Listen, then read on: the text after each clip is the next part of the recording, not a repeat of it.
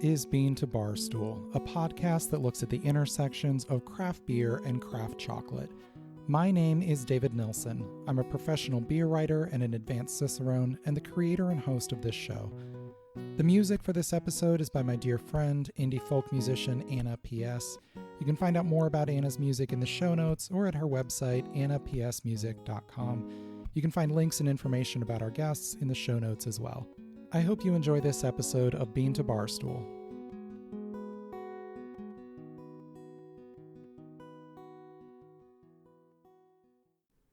Today we're going to talk about mushrooms and discuss some examples of how they're used in brewing and chocolate making. Now, I know mushrooms aren't the first ingredient we typically think of when we're looking at flavor ingredients for beer and chocolate, but I've had quite a few examples of both, and I'm consistently surprised and fascinated by the flavors they can provide. Our first guest today is going to talk about brewing with mushrooms. Marika Josephson is one of the co-founders and brewers at Scratch Brewing in Southern Illinois. She's been on the show before. I'll link to those episodes in the show notes. Scratch Brewing brews all of their beers using foraged botanical ingredients from the fields and forests around their brewery, and that goes beyond some of the typical foraged ingredients that we might think of. They use everything from mushrooms to tree bark to dead leaves to plants and flowers and just all sorts of different stuff. And their beers are consistently fascinating. They use a number of different foraged mushrooms from the forest around their brewery. So we're going to talk with Marika about how they use those, kind of the trial and error that they've gone through in developing those beers. Real quick, before we get to the interview with Marika, I want to discuss a few brewing terms that come up during this interview, just so that we don't have to pause in the middle of those to define them. One of the beer styles that Marika brings up is Bière de Garde. They use this for one of their mushroom beers. Bière de Garde is not a terribly common style in craft beer, but you will see it occasionally. It's a French style that is often referred to as a farmhouse ale or a farmhouse beer. Bière de Garde literally translates into beer for keeping, and this was a style that would be brewed and then stored for many, many months to drink during the summer months when beer was not being brewed typically. Despite being lumped in with farmhouse ales today, it's actually usually brewed as a lager. The difference between ale and lager comes down to the species of yeast that is used to ferment each of them and the temperature at which that yeast prefers to ferment, and then how long the beer is cold conditioned after fermentation. Ales are fermented with a yeast species called Saccharomyces cerevisiae, generally prefers to ferment at a warmer temperature, and will often contribute some flavor and aroma characteristics to the finished beer.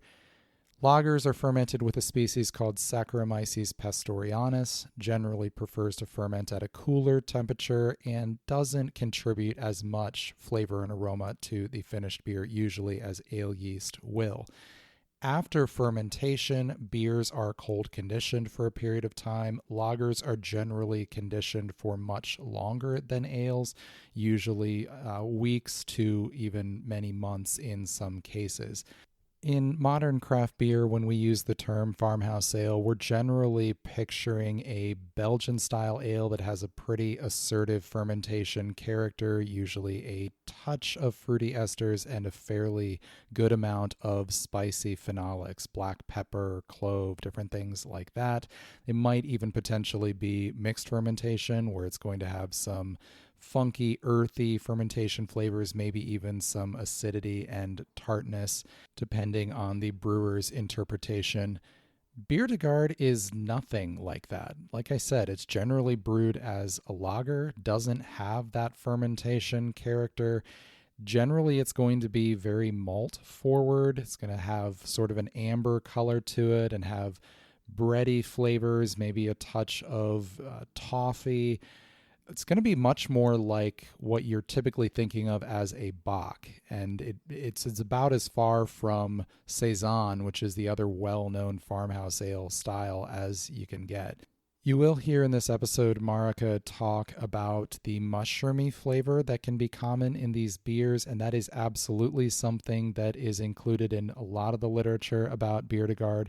And because of that, some of our modern interpretations definitely do that, and it can be very, very interesting. That said, we're pretty sure that the origin of that idea around that mushroom flavor in Beerdegard originated from bad corks that were lending cellar like flavors to imported examples, and fresh examples generally aren't going to have that. That said, styles change over time, interpretation changes, and there are absolutely Beerdegards that lean into that. As you'll hear Marika describe, they actually use mushrooms themselves to contribute some of that flavor in their example. Those of you here in the US, specifically in the Midwest, you can check out Two Brothers Domaine du Page as a great example of a Bierdegard.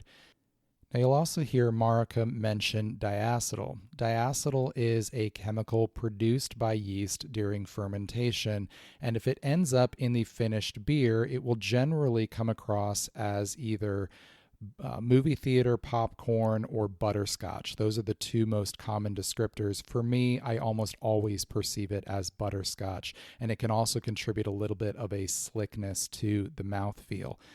Yeast always produce diacetyl during fermentation, but during a healthy fermentation where it is allowed to complete, they will generally reabsorb that. And so in most cases, beers should not have recognizable diacetyl in the finished flavor profile. There are a handful of exceptions where it is acceptable. Czech-style lagers often have some diacetyl, some British ales, handful of other examples.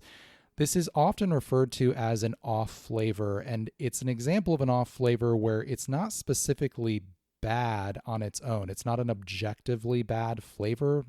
Buttered popcorn or butterscotch are things that most of us probably enjoy, but if it's not supposed to be there, then it's going to throw off the flavor balance of the beer and override other flavors that you're supposed to be getting. So we talk a little bit about some flavor descriptors that Marika uses for one of their beers that could sound like diacetyl, and so she's careful to clarify that that's not actually what she's referring to here. Now, she also mentions hot side and cold side. Those terms refer to stages of the brewing process. The hot side is going to refer to everything that happens prior to the beer being cooled down for fermentation. So that's the mash, the lauter, where the liquid is being separated out from the spent grains, the boil, and then the whirlpool after the boil. The cold side is everything that happens after that: fermentation, conditioning, and then however it's going to be packaged. That distinction is important when we're talking about adding additional ingredients, because whether or not you add those ingredients to the hot side or the cold side can potentially have differences. One of the main distinctions is going to be around sanitation, and that's what Marika brings up here. If you're adding an ingredient to the hot side, it's going to get boiled, so it's going to get sterilized, and any microorganisms that came in with it are going to get wiped out. If you're adding something on the cold side, potentially you are looking at the possibility of an infection from whatever microorganisms came in with those ingredients. That's not a guarantee, but it's a risk that has to be taken into account. Additionally, with some ingredients, whether the ingredient is added on the hot side or cold side could impact flavor. Boiling can certainly affect the flavor of some ingredients. And whether you're adding it on the hot side or cold side will affect how long you're going to be able to have the beer in contact with that ingredient. So lots of things to consider there, and that will come up at one point during this interview. If you want to hear a lot more about the basics of beer, ingredients, brewing processes, you can go back to our Basics of Beer episode. I believe it's episode 60. I'll link to it in the show notes. We run through all the basics of beer ingredients and brewing processes, so you can kind of get up to date with that. Here's Marika to talk all about brewing with mushrooms. Mushrooms are one of our favorite ingredients, actually. One of the ones that grows in a special abundance is a chanterelle mushroom. In a good year, we can harvest around like 120 pounds of that just directly behind the brewery. I mean, not walking more than maybe a mile. Related to that is the black trumpet mushroom, which is sort of a same family, but a smaller, like dark brown, chocolatey kind of chanterelle. We've used oyster mushrooms, maitakes, turkey tail, wood ear. See, am I getting everything? And of course, we have morels too. We actually haven't used those quite so much in beer because we don't find so many of them. We've made, like a 5 gallon batch with them before, but nothing beyond that.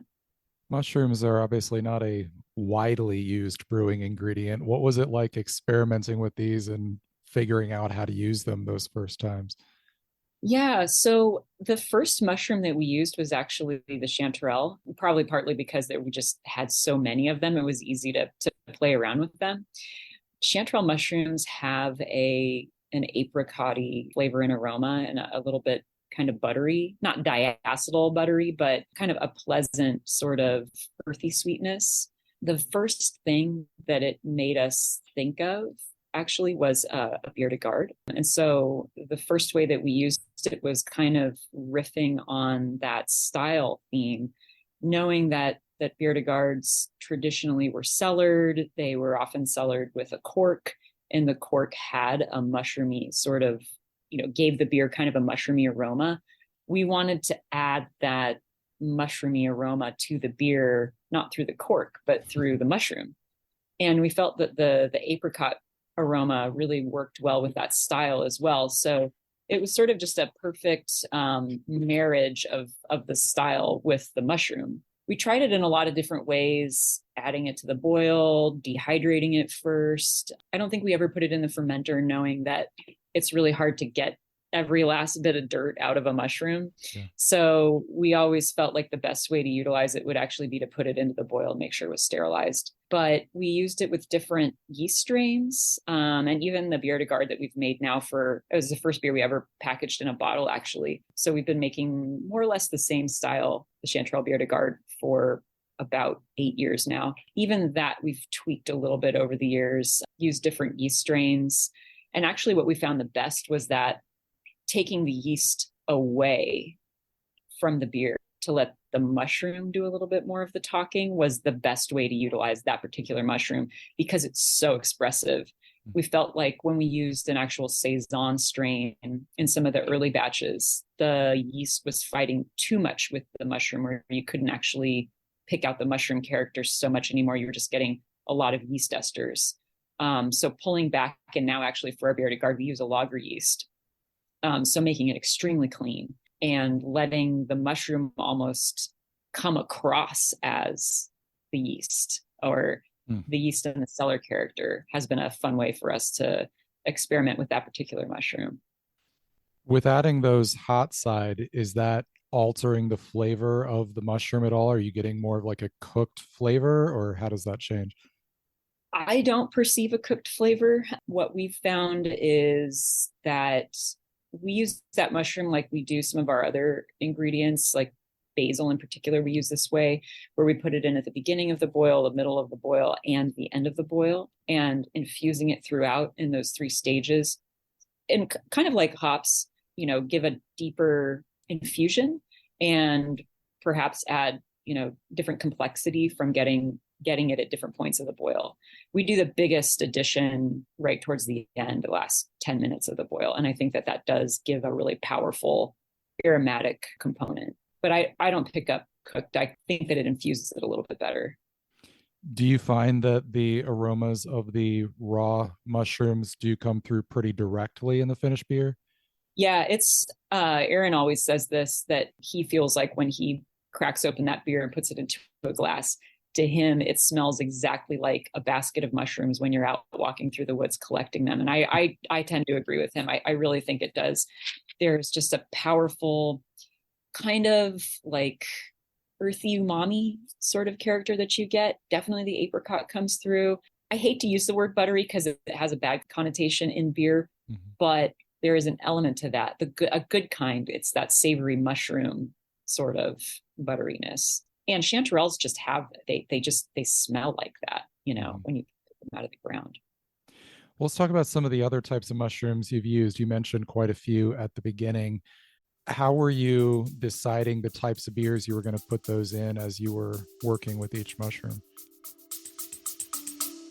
We'll be right back. Hey everyone, Final Gravity Issue 5 is now available in the shop on beantobarstool.com. This fifth issue of our zine telling personal, human-centered stories from the world of beer is full of great articles. Bano Segudu tells the story of the South African beer style Umkombothi, poignantly explaining its role in her culture and the importance in her family's celebrations and milestones. Maria Krugliak writes about discovering the Portuguese half pint after moving to Portugal during the COVID-19 pandemic. Amanda Bruns and Obakeng Malope discuss the water spirit Mamuhaswa and the collaboration beer they brewed in her honor.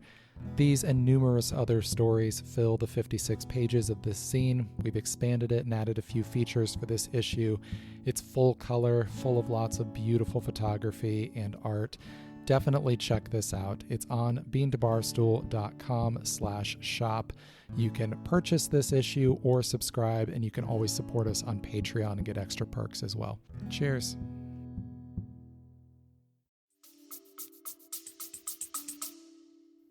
Yes, a lot of it just had to do with kind of the way that we experiment with ingredients in general, where we'll make a tea and taste the tea. Of course, we know what the mushroom tastes like. That's kind of a nice thing about this particular foraged ingredient, is that you can cook with it and eat it, consume it.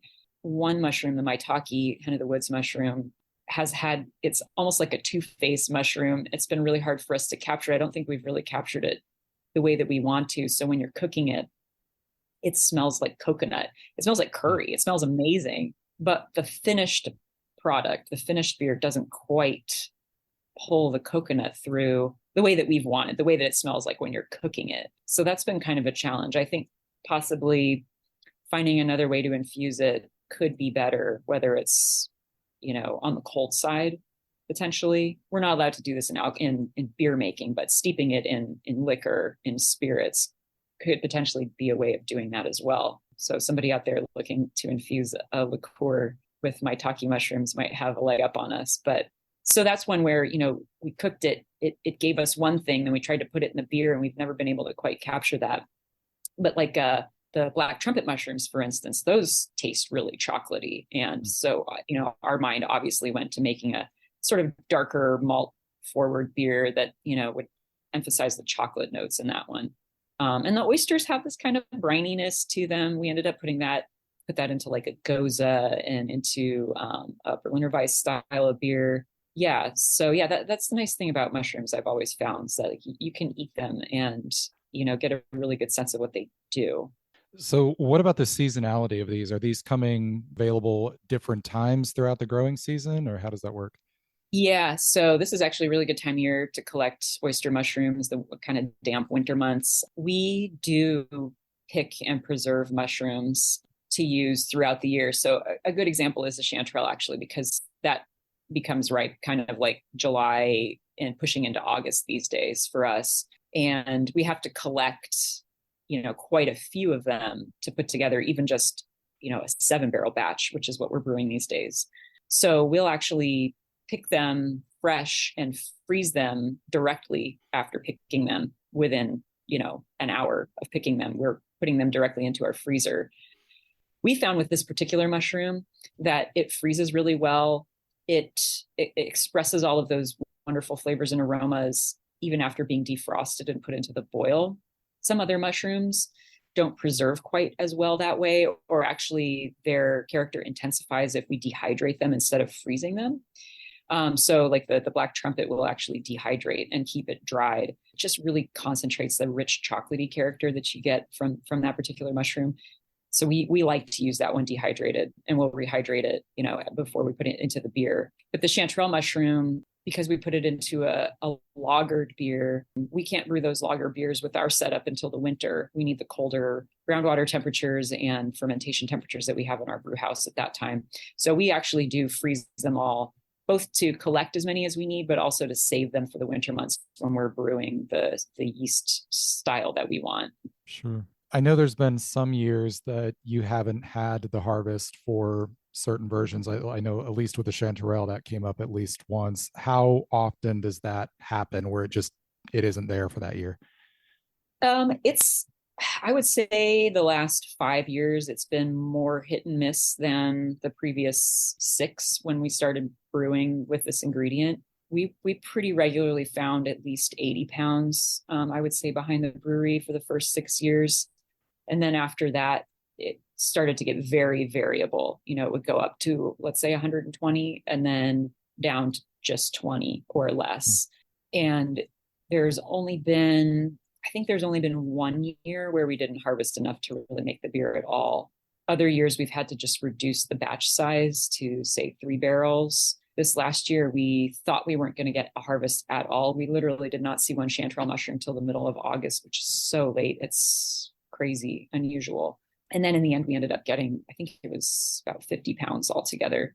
So we actually this year decided to do a slightly smaller mushroom edition and just to see how that tasted, how much of the mushroom character do we get if we essentially have the mushrooms and kind of concentrate them more towards the end of the boil, less infusion at the beginning. I really liked this year's batch, actually. It almost tastes, you get more of the malt character and a little bit less of the mushroom, but enough to know that it's there. So that's another way we've kind of been playing around with having a slightly smaller harvest. But mushrooms are definitely ones that are incredibly seasonal. And, you just have to have the right amount of moisture, the right cold temperatures or warm temperatures at the right time, the right amount of rain, which I feel like with the way that the climate's changing, the rain is the thing that's been the hardest to really predict. You're either in a drought or in an overabundance of water. Is it getting to the point where you can kind of read the tea leaves in advance of whether or not you'll have the mushrooms, or is there any way to replace going out and just seeing if they're there? No, yeah, it's a daily kind of thing. When it's chanterelle season, when we know, okay, we need to be looking in the woods, one of us is out every single day looking to see if there are mushrooms out there. Sure. All the way till the end, like all the way till September, if that's what it takes. We'll be out there every day just to see if we can get them. So when you're first trying a new mushroom, I have to assume sometimes those batches don't come out in the finished form you would want them to. What do you do with those? Do you put that on and say, hey, we're still working on this, let us know what you think? Or how does that work? I think it's kind of the same as it is with a lot of our other beers, where if we're nervous about an ingredient we haven't tried before, we will try it definitely try it in a small batch first, but also try it added in a conservative way. So we'd rather maybe not have you perceive it at all and just make a good base beer and then, realize, okay, we need to add more in the next batch and maybe more at this stage. So at least we have a good beer that we could serve somebody so we don't have to dump anything. It is the worst feeling in the world to just have to dump a giant batch of beer. But yeah, like with the morels, which we've never had in great abundance, we do quite a few like 5 to 10 gallon batches, mostly in the winter months, actually, because we have a little more time to play around with stuff like that. So we do also still do, kind of a small homebrew scale batch to see how things taste. What kind of response do you get to these beers in the tap room? Oh, people always think mushroom beers are the strangest thing that they've ever seen, but they also end up often being the ones that people want to try first because they've never had anything like that before. And that's how we felt about making them in the first place. I remember in the first year or two that we were open and we were just really experimenting with anything under the sun, everything that grew in the woods. We wanted to try it all. I remember having this thought, wouldn't it be fun if we did a whole series of mushroom beers? And it took us 5 years, but we did it, like it was something that it was a compelling idea. Why not try all these things that nobody's tried before and see how they come through in the beer? Are there other native mushroom species that you haven't worked with yet that you'd like to? As far as things that grow around us, I think we've tried most of the edible things that we think taste good that would be worth trying. I remember being at GABF a long time ago and having a candy cap mushroom beer from a brewery in Colorado that I thought was stunning. I still remember it to this day. It had kind of like a maple syrup aroma. those don't grow around here, but I think it would be so fun to just travel around the country and brew with other breweries and make mushroom beers with them. But like I was saying before too, I still have a dream of capturing that coconut aroma from the maitakes. And I would be amazing to actually collect enough morels to do something with at a bigger scale, to really experiment with that mushroom, because we've done very little with it. Yeah. Yeah. I was just talking last week with Christian out at Wolves and People, and he was talking about working with white truffles, and it sounded really interesting. Yeah. So cool. Yeah. We need to get out there and make a beer with them. I'd love to do that. Yeah. Obviously, there's been a lot of experimentation as you've been doing this, but has there been anything that has really surprised you about working with mushrooms?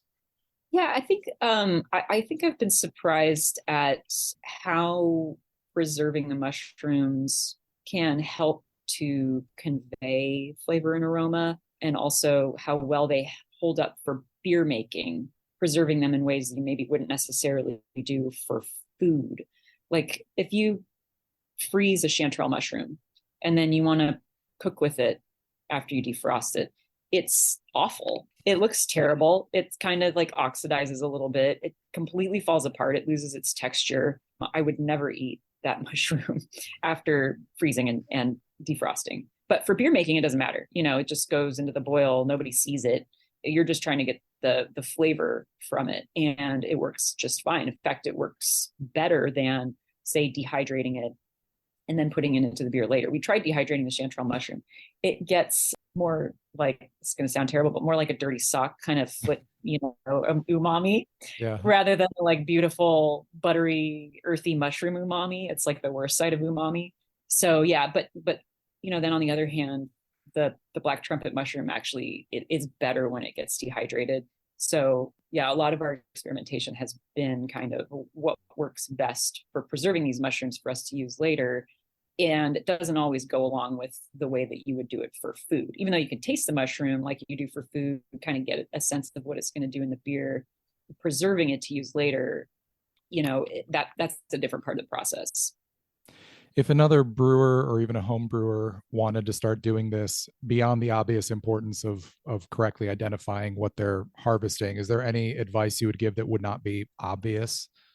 Definitely identifying the mushroom properly is the number one thing. So there are some mushrooms that really don't have too many dangerous lookalikes. So easy ones to start with. The chanterelle, generally speaking, is pretty obvious, and the morel as well. I hate to keep harping on the preservation side of things, but it really is it's a good thing to keep in mind, because I think, again, for eating, using those mushrooms fresh almost immediately after harvesting them, finding them in the woods, that's the best way to eat those mushrooms in many cases. Some of them do dehydrate well. People have dehydrated wood ears for a long time, and oyster mushrooms and stuff. But very often, just a fresh morel or a fresh chanterelle into like a pasta risotto or something is just so good. For beer making, you don't have to worry so much about using them fresh, and freezing or dehydrating to use later is a good strategy for beer. It's as good as using it fresh. As with a lot of the things that we've used in beer, we've found, other plants don't work the same way as hops oftentimes. I find that people, when they're adding adjuncts, very often tend to put things into secondary or on the cold side, where actually you get more flavor and aroma sometimes putting it on the hot side. And I think this is especially true of mushrooms, actually. Number one, from the sort of the sanitary standpoint, because you can't brush all the dirt off of a mushroom. It is quite a bit harder to put it into secondary or on the cold side. But truly, we've found through a lot of experimentation that boiling them does pull out a lot of what you want from a lot of mushrooms. And even doing something like rehydrating them in boiling water, letting them steep in that and adding that to secondary is better than putting it in a dehydrated form into secondary. We've done that before. And actually our oyster Weiss that ended up winning third place in the experimental JBF some years ago, we enhanced the oyster character by doing that. We put it in the boil. We didn't quite put enough in. We felt like we wanted more mushroom character. And so kind of on a whim, we said, well, it'd be nice to make sure that it's boiled. We don't want to just put it directly into secondary, but we want to get more mushroom character. So we took a big handful of dehydrated oyster mushrooms and then let it steep in boiling water, then added the whole tincture, the boiled mushroom water and the mushrooms into secondary and let it just infuse like that. And that really helped to add, it didn't add any kind of souring bacteria. That worked really well. It didn't end up adding anything untoward. It ended up changing the flavor and aroma of the beer. It didn't add any extra wild yeast or bacteria doing it that way. And it really added a lot more mushroom character. That Chanterelle Bière de Garde is one of my favorite beers, scratch brews, which is saying something because I really, really love this brewery. It's been a few years since I made the drive to Southern Illinois, into the woods on their very narrow little drive, and spent the day tasting through their beer, and I think I'm going to have to remedy that soon. Our next guest is another familiar name and voice to faithful listeners. Sarah Ratza is the founder and chocolate maker at Ratza Chocolate in Tarpon Springs, Florida, the Tampa area. She's a certified herbalist, and she adds mushrooms to several bars, less for their flavor impact specifically than for how those mushrooms can potentially benefit our health. I really love Ratza's chocolate bars. Sometimes they can be a bit challenging because they really taste recognizably of the plants and other natural ingredients she adds. And there is this sort of confrontation of nature when I'm tasting her chocolate that I have really come to love. They taste of the earth, they taste of the ingredients that she's using. Here is Sarah to talk about making chocolate with mushrooms. My favorite mushroom is reishi, of course. That is like the mushroom of all mushrooms. I use reishi a lot. Turkey tail is a favorite of mine. Shaga, which I'm actually phasing out of my bars, which I'll talk a little bit about that too. Lion's mane, of course, which is another amazing, and cordyceps. So those are my Fab Five that I've been calling it, but I'm with the phasing out of the Shaga, I'm going to be bringing in probably Matake. I have the Clarity Bar for brain function, so that's going to include the lion's mane in there. And then I have the Self Love, which is an adaptogenic blend. That one is really, I call it really uplifting. It's very energizing, which includes the reishi, Shaga, I think in the lion's mane, and then the mighty mushroom includes all of those five. So. Very cool. Why don't we back up and talk about how you started using mushrooms in chocolate and when you first got this idea? So I've been working with mushrooms. I'm a clinical herbalist, so I work with mainly herbs, and then of course the medicinal mushrooms I've known for a long time about their benefits, and just really wanted to be able to create a easy way for people to be able to get their mushrooms into their diet without having to feel like they have to ingest a powder or put it in their coffee. And so the goal of my chocolates are really to be able to allow people to eat their medicine. So the mushrooms to me is just another way of getting mushrooms into your diet. And I say the more mushrooms you can get in your diet, the better. Let's talk a little bit about the process. How are you actually adding these? We'll be right back. Hey everyone, my book on pairing craft beer and craft chocolate is available now on Amazon and on the Bean to Barstool shop. Pairing Beer and Chocolate, a guide to bringing the flavors of craft beer and craft chocolate together, is out now. This paperback book explains the process of pairing beer and chocolate, includes a guide to hosting a pairing at home, walks through dozens of beer styles to provide style-by-style pairing guidance, and gives room for taking your own pairing notes along the way. This is the only book on pairing beer and chocolate available. Grab your copy now at the link in the show notes or on Amazon. If you manage a tap room, bookstore, chocolate shop, or cafe and want to stock the book, get in touch about our easy wholesale process. Beer and chocolate belong together, and this book is your guide to getting the most out of every pairing.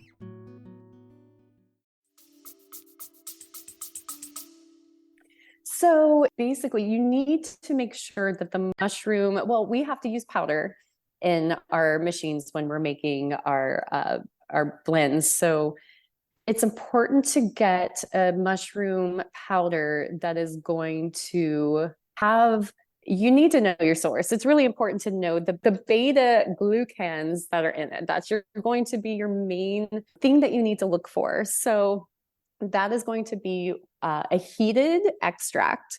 So if you're getting mushrooms that are not heated, you're not going to be getting the medicinal benefits from mushrooms other than the starch. So not that starch isn't good for us, but we want to be able to get those beta glucans into our product. So it's really important to know the percentage of the beta glucans that you're getting. So to be able to find a product that's actually going to give you that information.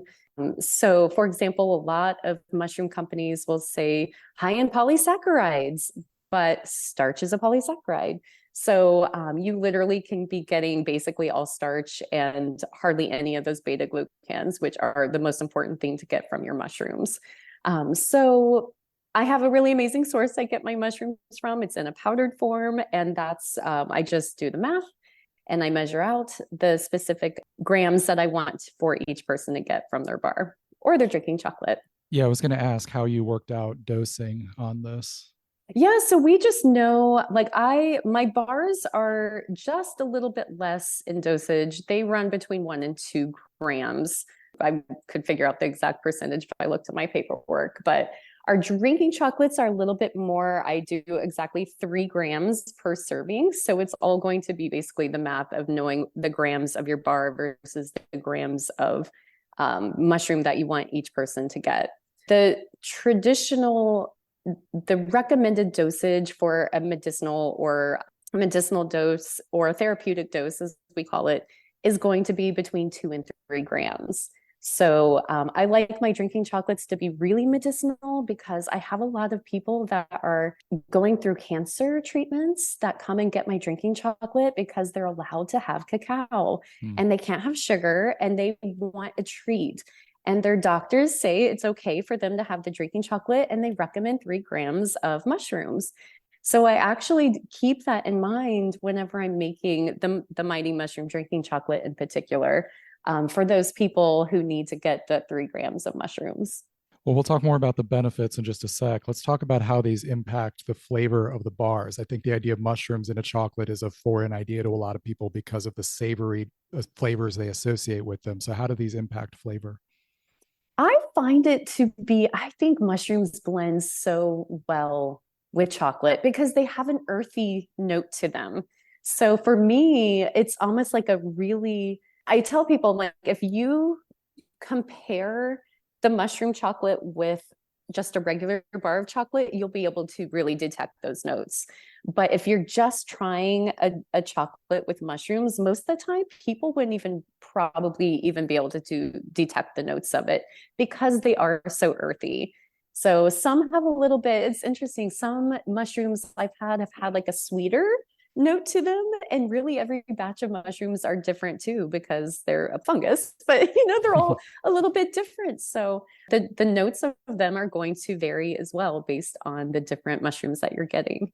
I have a woman in Vermont who's growing her own mushrooms, and this kind of goes along with the shaga, where we are now wanting to talk about the sustainability of mushrooms, which is partly why I decided against using shaga anymore, because shaga is from birch trees. So a lot of mushrooms, they take a really long time to grow. So part of that sustainability is people are going and taking all of the mushrooms that they're seeing because they are worth so much money, and then they take so long to regenerate.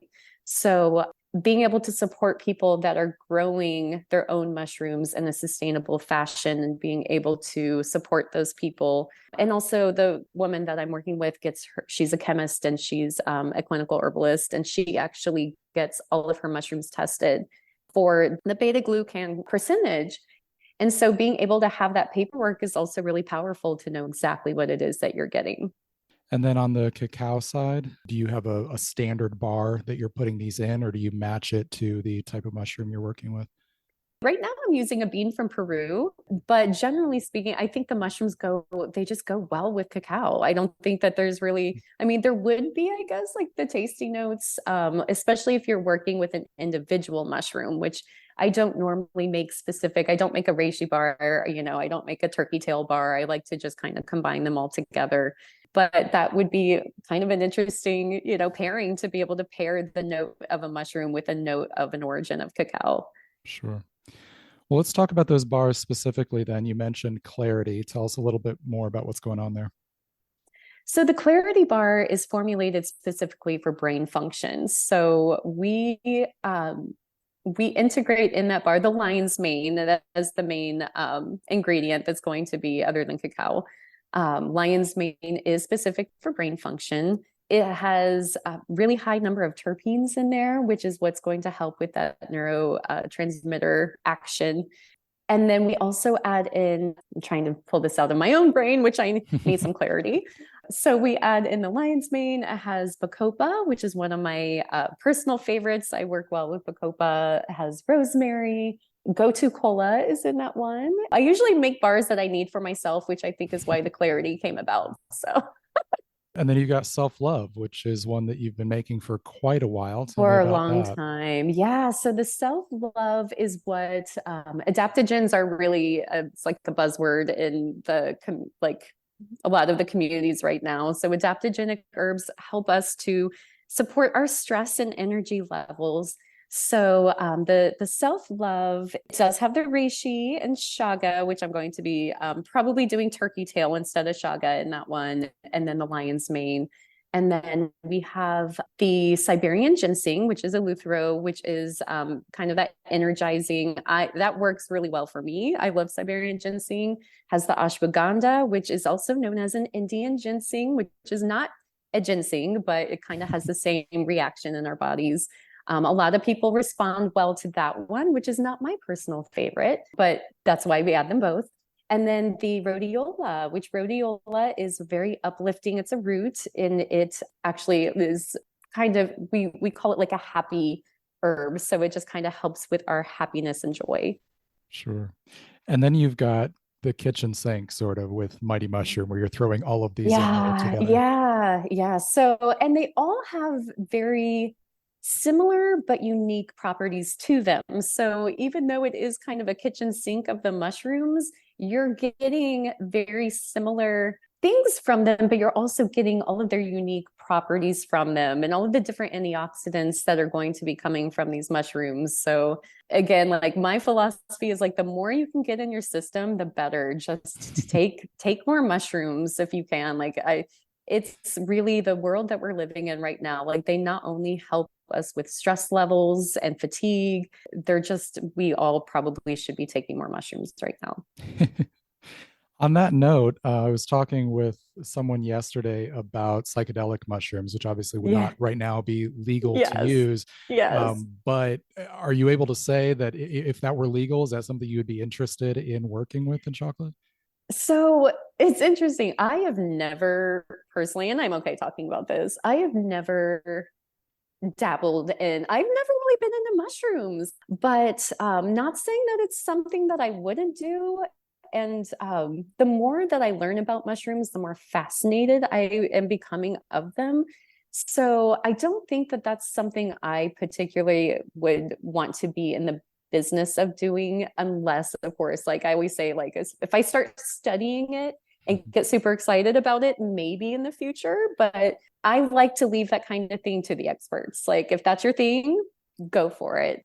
Are there any mushrooms that are native to Florida that you would be able to use or that you have looked at using?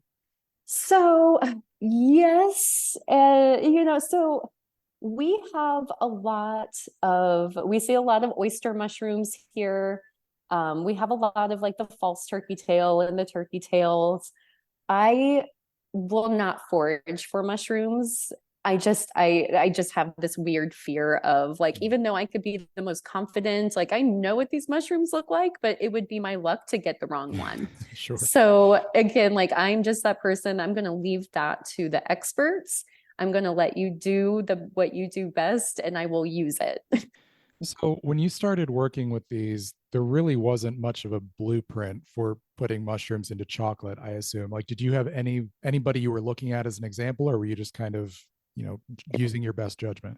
When I first started making chocolate, a lot of what I was doing like I kind of knew grams wise kind of what I was gearing towards. I knew that there was a gram that was going to be more beneficial than others.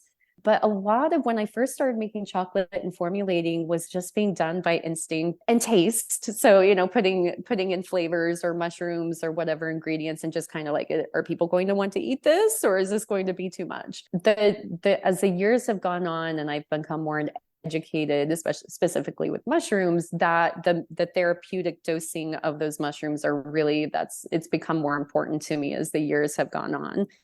Do you have plans for other varieties of mushrooms that you'd like to work with? So I know that I'm going to start probably, like I said, taking up the shaga. I'm going to be bringing in, I might even be tearing up the names, the mataki and the shiitake, even possibly the oyster.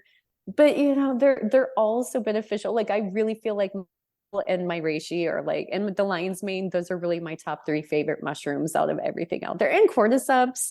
I don't use cordyceps as much. They are fantastic. I don't know why I'm not drawn to them as much, but those are my top three though. I think because I need the reishi and turkey tail and the lion's mane. That's why I gravitate towards those.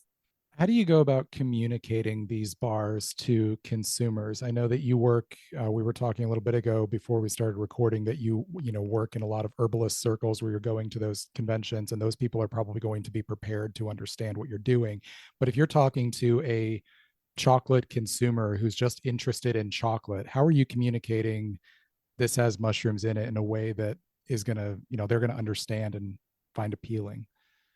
So usually, and I do get that question a lot of times, is this going to make me trip? That's usually the one remark I get from people who don't understand what's happening with the mushroom bar. But usually I have to explain just a little bit of the benefits. And you have to be really careful when you are talking about a product that you're selling. So even right now, like I'm not selling a product, so it's a little bit more comfortable for me to talk about the medicinal benefits. But when you're actually selling a product, you really can only say that it's supporting your immune system or it's supporting your brain function. And even when there's scientific studies, you're not allowed to show people these. So kind of giving a very generalization as to what body systems these are supporting, and that it doesn't taste like grocery store mushrooms. I always have to clarify, like it's not going to taste like a raw mushroom that you're eating from the portobello like thing that you're buying at the store. So yeah. It took me well into adulthood to realize I liked mushrooms because my family just had like those disgusting cans Yes. of mushrooms that they'd put on pizza growing up. And I Yes. just feel like you're eating And slugs. it's not the same. It's absolutely not the same. Even when you're dry or, you're getting in the produce section, the portobellos, like it doesn't even taste nearly the same. So yeah. Well, and I think the names you choose for your bars has some help with this too. I mean, if you name a bar Clarity, before I know anything about it, my brain has already started to work with what I'm going to experience when I eat this. Yeah, absolutely. So we're going to go through some transitions this year, probably with really honing in on our botanical line and making them special and kind of separate from our classic collection, and being able to help people without turning it into a supplement. I don't want my chocolates to become supplements ever. I really just want them to be enjoyable flavors that are going into these bars that are beneficial for us. So, but making it a really special collection that's going to make it easy for people to understand what they're getting. Before we started recording, you were talking a little bit about the fact that you consider yourself an herbalist first and a chocolate maker second. Can you talk a little bit about that?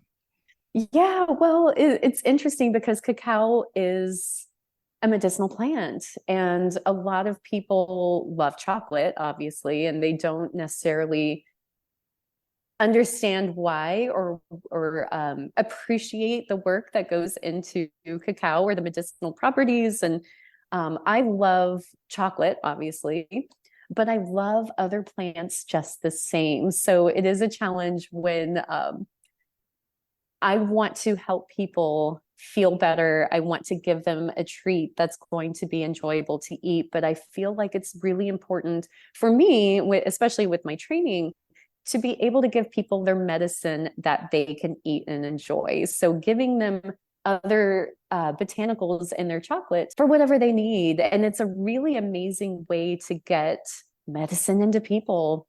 I've asked you this question previously when we were just talking about Ratza chocolate in general, but what story do you think you're telling with these mushroom bars specifically?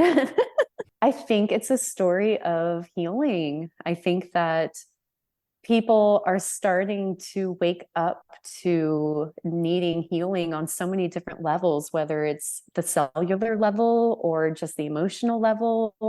So I think people are starting to really catch on to mushrooms specifically, and to be able to understand that that is something that's going to be beneficial and healing to them. Ratza's self love bar is an important one to me. If you read issue 3 of Final Gravity, the quarterly beer zine that Melinda Guerra and I publish, you'll know that I use this bar often as part of a centering exercise. I will link to this bar and Ratza's shop in the show notes so that you can order them. Next, we're going to hear from Jesse Bissard. Jesse is the former director of the Craft Maltsters Guild and is, starting today, working with farmers on sustainable agriculture through Penn State's Ag Department. And they're an avid mushroom grower and hunter, and the first person I thought of when I was planning this episode. Listen in as Jesse talks about why mushrooms are so cool. Mushrooms are so cool because they're like this ultimate connector of like the ecosystem of the world. What really fascinates me about mushrooms is how they kind of play this community facilitator role for the rest of like the ecosystem. They talk to the trees, they talk to other plants, they talk to each other, they share resources. They, in some regards, some live in symbiosis with each other. There's a lot we can learn from fungi as far as like, coexisting and building community and living together. So how did you first get into mushrooms in a more serious way? I read a book. There was this book called In Search of Mycotopia. I actually read something like just a couple weeks ago that like mushrooms are trending in 2024. So it's like really popular right now. But this was back in like 21 when I read the book. It was during the pandemic. I read this book and I was also like going through some other stuff at the time. And I just really loved all the stories that the guy, Doug Behrend, is the author. And he basically what he did was he traveled around interviewing different people doing stuff in the world of mycology. Everything from mycoremediation to growing mushrooms for, food, to psychedelic therapies, to people trying to conserve fungi in some of the most at-risk, environments in the world. So there's like all these different aspects of mycology that you can get into. And for me, the growing of the mushrooms was what really spoke to me and what I was really called to. It's just really cool to watch them grow. I don't know how else to explain it. I just like to watch them grow. And then the side benefit is you get to eat them at the end because they taste really good. That is a nice benefit. Tell us a little bit about what you do with mushrooms now. I know you grow a few different varieties. Yeah, so I've been experimenting with indoor and outdoor cultivation. So when I talk about indoor, I'm talking about I have a greenhouse tent that has a humidifier hooked up to it, and it has an airflow system to help keep fresh air constantly coming in to those mushrooms so that they're always having oxygen that they need to respire because they're like us, they breathe oxygen and release CO2. Usually you want them in like a place where your temperature is pretty stable. So I have this indoor grow tent system that I have fruiting blocks that I put in and fruit them in this very controlled temperature, air, and humidity environment. And so that's one way to grow mushrooms. And then the totally other way is a little bit more uncontrolled. And that's when you're doing something like inoculating logs that you're going to leave outside. There's things that you do to the logs to get them to fruit, but it's a little bit more, you're putting them at the mercy of nature versus like what you're doing inside when you're growing mushrooms indoors, very much more controlled and you're trying to reduce contamination, just kind of like, it's kind of like brewing in a way. The sanitation is like really important for indoor mushroom cultivation and like starting spawn and stuff like that. So there's a lot of overlap too with home brewing, which is another reason I got into it, I think, because I saw those similarities and like I was like, oh, I already know a lot about all of this stuff. There's a lot of application I can bring over to that side Cool. with mushrooms. What are some of the mushroom varieties that you're growing now? We have shiitake logs outdoors. I have also done, I put in outdoor growing beds of wine cap mushrooms last year around our blueberry bushes. And so that's with wood chips.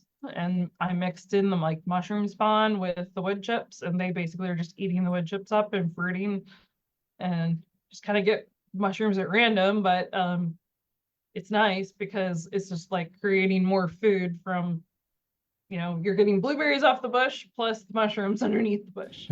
So Yeah. it's kind of, trying to create what they call an edible landscape. Cool. But yeah, those are a couple things we're doing outside, and then inside I usually do like lion's mane, oyster mushrooms. I've tried fruiting shiitakes indoors. I've also done chestnut mushrooms. I think that's it at the moment. I want to try growing some new species of oysters this year, and like the pink ones.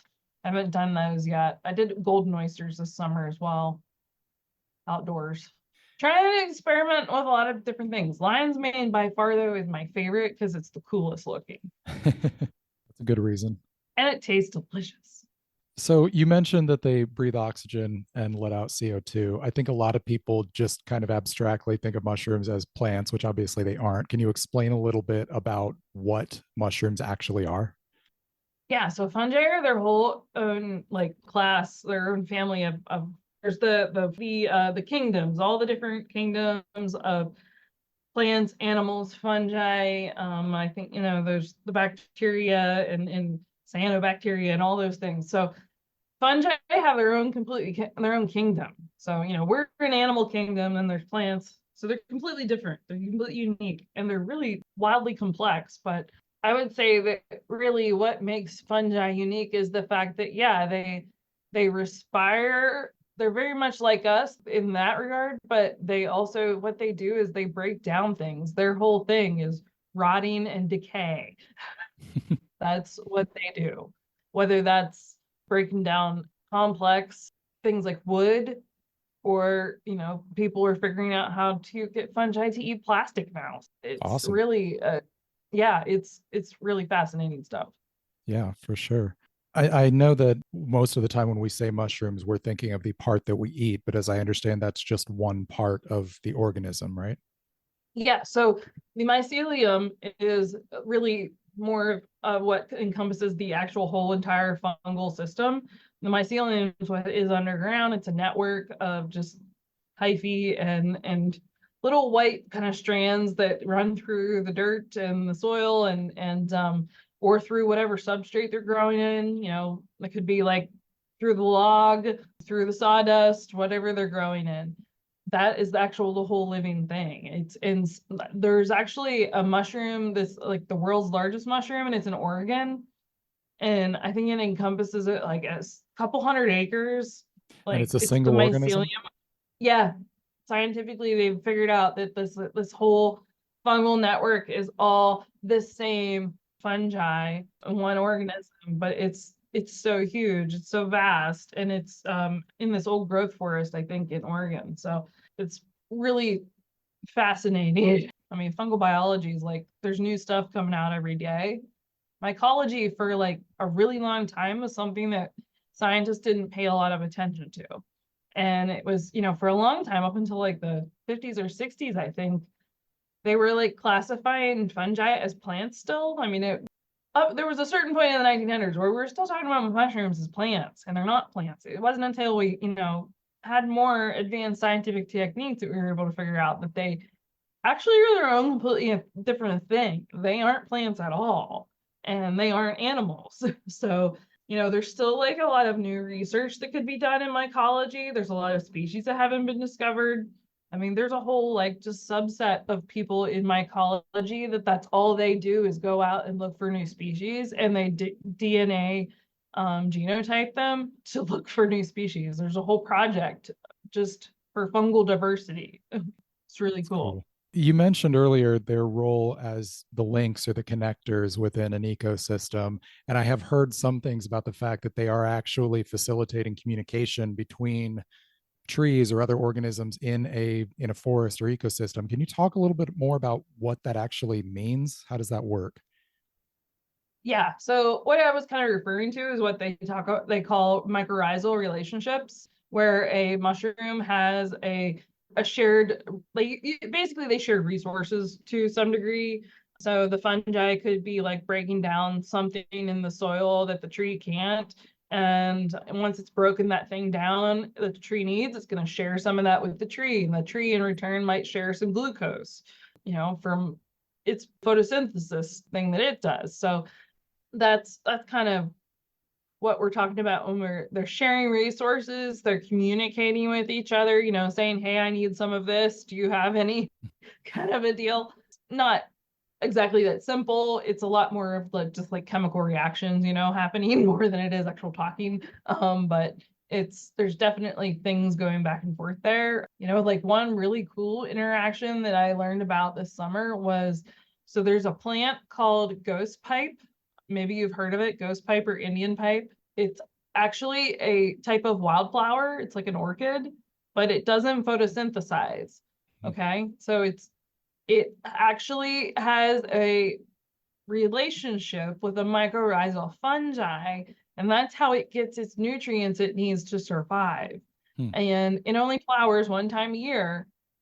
When it comes up, it does its thing and makes seeds, but yeah, it doesn't photosynthesize. It's one of the very few plants it doesn't do that. And so it coexists with this fungi that also is a mycorrhizal fungi that has a relationship with a tree. So like there's three different things in this ecosystem that are all talking together. And What does the fungi get exist. reciprocally from the orchid then? What does it benefit I'm from that? not sure. That's a thing that they're still trying to figure out. That's wild. I don't know. It's honestly really new explored territory. Penn State's working on, I know right now they have some folks in their forestry resources department that are like studying that specific like plant, the ghost pipe. That they're looking at all these different medicinal plants that we have in the woods around here and trying to figure out, well, like, this is a folk medicine, home remedy. People make ghost pipe tincture, okay? And it has a property in it that relieves pain and helps to make you drowsy so you can go fall asleep at night. And you only have to take like a tiny little drop of it for you to feel these effects. It's insane. But it's from this ghost pipe that you make a tincture with it and then you take it. And so they're trying to figure out like what the heck's going on here? Why is it beneficial to you, with these pain relieving benefits? What's happening with the plant? And then what's also happening with the plant and this fungal relationship? And it's nature's so complex, and it just like astounds me every day how much we don't know. Yeah. Well, you earlier mentioned psychedelic mushrooms and therapy applications for that. Obviously, there's still legality being debated and Yes. litigated with that. But can you talk a little bit about some of the frontiers of that research and what we're seeing is possible with psychedelic mushrooms in a therapy environment? Yeah, I actually read a book about this recently, and it was really good. They're using psilocybin mushrooms specifically as a treatment for a lot of different therapeutic uses in regard to PTSD, depression, anxiety, ADHD. There's also been research on, using it in like hormonal issues with women during like menopause and things like that, and being beneficial there. People have looked at it and its effects on helping to reduce chronic pain. There's the whole microdosing community, who are people that take very small amounts of it on a daily basis to help with their mental focus and clarity. And then there's, of course, the people that want to go on the full trip where you're taking a very high dose of it and going inward and having this kind of like examining yourself. It makes you have like a really deep, strong hallucinatory effect. And experience things like what they call ego death and just wild shit like that. But it really has helped a lot of people who like went through really traumatic stuff to go through these trips and get clarity on whatever it is that's like causing them to have this depression or this post-traumatic stress, and they come to terms with it. And it might be one trip, it might be multiple trips they have to go on to work through it, but there are people that have that in states where it's legal have had some significant benefits from it, from just doing these things. It sounds like a So lot of those benefits, like there's a lot of positive evidence empirically. On the research side, are you seeing much on why this is benefiting? Like what psilocybin is actually doing that is, creating these positive brain chemistry changes? yeah, so I'm not an expert on this, and so I'll do my best to try to explain it. I believe what it does is there's something in your brain called the default mode network that kind of is what it's where the anxiety and things like that come from. I think it might be what we refer to as like the lizard brain, the Sure. the place where like fear and anxiety and just worry and stuff comes from, and it can help to shut that off and kind of turn the noise down, I would say, is what I would refer to, how I would explain it. It helps to like increase like serotonin also. It's why like people with depression are feeling better, because their brain chemistry is getting better. What movement are we seeing on the legal side? You mentioned there are some states where this is legal. Are we seeing a progression there of more places Yeah, becoming so positive? there is some progression. Right now, the only two states where it's legal to do would be Colorado and Oregon. Oregon's kind of the one that's the furthest along. They have therapeutic like centers that you can go to now and pay to go through this experience. It's very expensive. It's not affordable at all or accessible to people. It costs something like $3,500 just for like one Jeez. trip, and it's not covered by your insurance. So it's really inaccessible to people. Colorado is different than Oregon. They have actually legalized home growing. Hmm. So there's a lot of that taking off in Colorado right now. And I believe some of the other states have decriminalized it. I think New Mexico's one. Arizona's talking about it. New Jersey's talking about it right now. I think there's something in the Pennsylvania legislature at the moment to make it, to do at least do some therapeutic like research with it. And I know Massachusetts also just did something, they decriminalized it too. And there's a lot of the decriminalization stuff going on. Like Michigan, it's decriminalized. Minneapolis, St. Paul, it's decriminalized in the city. There's like certain places you can go to where it's at least possession of it's decriminalized, but growing, distribution, all that's still a felony. Right. You don't mess with that stuff. Are we seeing a similar trajectory that we've seen with cannabis where this is going to become much more widely accepted? Yeah, I would say so. I feel like that's the consensus right now, with a lot of people in the industry that are working with psychedelics. And from what I read, it's definitely seems like it's going to follow the same track as cannabis, but just given cannabis still isn't federally legal, so, Right. but it seems like it's going to follow that same track as what it, with states adopting, either decriminalizing it or adopting like a very structured medical kind of access to it. I don't know if they'll ever completely legalize. I was really surprised actually when Colorado legalized it for home growing. I was like, wow, Yeah. that's That's Colorado. That fits. I know. It's like Colorado. Everything's cool there. You can just do Right. whatever you want. I think they saw probably what legalizing cannabis did to their economy and made a decision. Yeah, it's a Wild West in Yeah. Colorado for sure. Well, let's talk a little bit about using mushrooms in beverage alcohol. There's quite a few breweries that are foraging for mushrooms. I know Scratch is doing this, Wolves and Yes. People out in Oregon. Talk a little bit about what you've seen of places working with mushrooms in that environment. Yeah, so Scratch is obviously an excellent example. I've been there. It's a lovely brewery. And I love that they do like they have like a Chanarello beer, and they have I think they do one with black trumpets maybe, and just like some really unique stuff. There was this amazing mushroom beer I had in Montana when I lived there. It was made by Meadowlark Brewing, but it was made with candy cat mushrooms, and it tasted like maple syrup because of that. Because candy cat mushrooms That's have that awesome. mapley flavor, and it was just such a unique, interesting beer. I've seen a lot of really interesting stuff lately with non-alcoholics and mushrooms. Really? Like what? Non-alcoholic spirits with like lion's mane and reishi mushroom tincture added to it. Because Ron reishi is supposed to have like a very like calming, relaxing effect, and lion's mane is like cognition, memory, focus type benefit.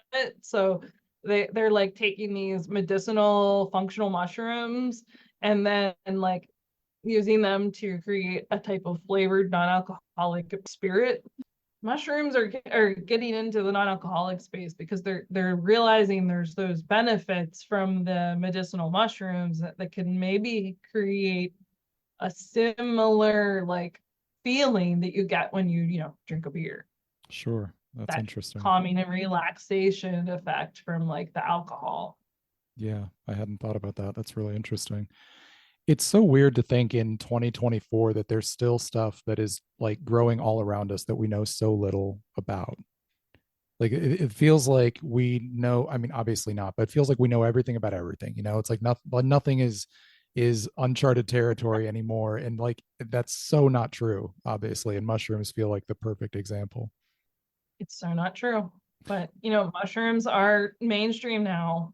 Over the past year, I've gotten really involved in my local mushroom club. I found that to be a great resource for learning how to identify the different types of mushrooms that grow around here in the wild. So if What you ever have an interest in learning mushrooms, seek out a mushroom club. what do you do in a mushroom club? You get together and just talk about mushrooms? We get together, we meet at state parks. Okay, so we go around to different state parks. We'll run a pavilion. We'll all gather at a specific time. Some of the club leaders will usually at the start of the meeting get up and say, "Hey, this is some of the things we can expect to find today." Like species. Maybe that park's known for some particular type of mushroom, or there's specific type of trees present that we should be aware of that maybe this one mushroom grows well with or whatever. But we'll talk about what we might see, and then however many people's there, we split up into some groups and we go out and walk around in the woods and look for mushrooms. That's awesome. That's it. You just walk around and look at the ground and the trees Awesome. and enjoy time outside and see cool stuff growing on wood and logs and sticks. And we pick some of those mushrooms and bring them back to the pavilion and lay them all out on the table and ID them. If we don't know what it is, then we'll bring it back with us. If we do know what it is, we'll bring it back with us because we want to share that knowledge with people. So that's what we do is we go out in the woods, look for mushrooms, get the mushrooms, take them back to the pavilion and identify them and learn. It's really cool. Just a big geek fest, really. I mean, we just all are like, whoa, that's really cool. Look how that one grew. That's insane. I love it. Well, as we wrap up, early at the beginning, you mentioned that mushrooms are these connectors within the environment. As you were saying that, I was thinking about the fact that like several of your professional positions, you've kind of filled that role. You've been sort of a liaison between different people, different groups. Do you feel like there's any way where you kind of, I don't know, feel a connection with mushrooms as sort of sitting in this in between space, or am I reaching there? No, I think there's something to that. I definitely feel like community has always been something that's been really important to me. Community building. I got really involved in community building when I lived in Montana. I started Bozeman Craft Beer Week, ran and organized that for 4 years. I did a conservation storytelling event for 4 years. Did a lot of different like community organizing things in Montana, and really realized that was a skill I have and something that I'm really good at, and something that I'm also really passionate about, because I think bringing people together around causes that are important or shared interests, fellowship, community. That's really important. We need each other. There's no way around that. We need each other to survive. And if we can create a good community, it's a worthwhile pursuit. So that giant Oregon fungi that Jesse mentions, it's the largest organism on Earth and covers almost 4 square miles of the Malheur National Forest in Oregon. It's known as a honey mushroom, though it only actually fruits for a brief period each year. Most of its considerable bulk is underground, and unlike the symbiotic relationships Jesse describes with some other species, this one is not a very good neighbor. It sucks nutrients from the trees it grows on, under, and around, slowly killing them. Scientists estimate it is anywhere from 2,000 to 8,000 years old. And it might not be the largest on Earth. There could be another that we haven't discovered yet. There are very large mushrooms of this variety in Michigan and Canada. It's just crazy to think about what is under our feet when we're walking through the forest. Part of what I love about mushrooms is they're so mysterious and often so elusive, like the gutter punk version of rare orchids. I recently interviewed Christian de Benedetti at Wolves and People, a farmhouse brewery in Oregon, and he talked about using foraged white truffles in a beer. They can't be cultivated. They've never been successfully cultivated. They have to be foraged. And their favorite places, it seems, are abandoned Christmas tree farms, 30 to 40-year-old pine and fir trees on abandoned Christmas tree farms. Why? Who knows? Mushrooms are also mysterious in what they can do for us. As was brought up a couple times today, there is research on psilocybin mushrooms and the possible mental health applications for those if they can be legalized. Back in episode 67, we talked with Oliver Holacek of Primo Chocolate in New York, who uses a number of different mushrooms in his bars.